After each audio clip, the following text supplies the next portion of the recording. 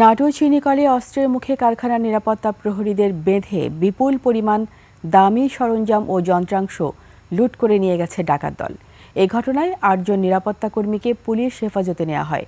দায়িত্ব অবহেলার জন্য সাময়িক বরখাস্ত করা হয়েছে ২ জনকে। গঠন করা হয়েছে ৫ সদস্যের তদন্ত কমিটি।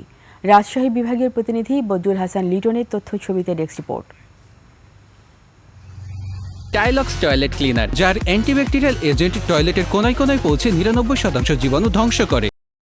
রোববার রাত বজ্রপাত সহ বৃষ্টিপাত শহর জুড়ে।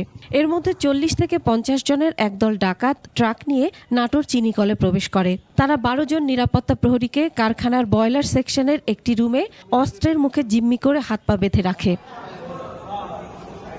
এরপর ডাকাতরা পাম্প সহ প্রায় কোটি টাকা মূল্যের কারখানার বিভিন্ন দামি যন্ত্রাংশ লুট করে নিয়ে যায়।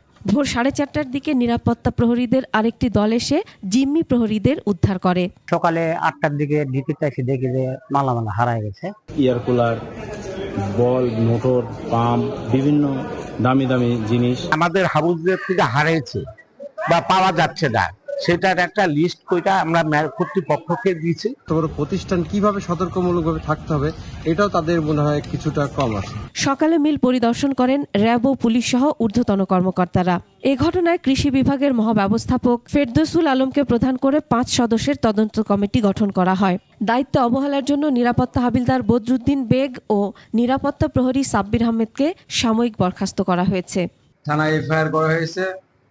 ৫ সদস্য বিশিষ্ট একটা তদন্ত কমিটি গঠন করা হয়েছে।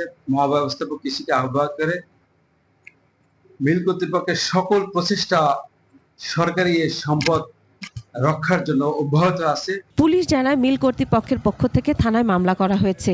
জিজ্ঞাসাবাদের জন্য ৮ নিরাপত্তা কর্মীকে থানা হেফাজতে নেওয়া হয়েছে। বিষয়টি গুরুত্ব দিয়ে রহস্য উদ্ঘাটন সহ যারা এই ঘটনার সাথে জড়িত তাদেরকে গ্রেপ্তারপূর্বক আইনগত ব্যবস্থা নেওয়ার প্রক্রিয়া আমাদের অব্যাহত রয়েছে।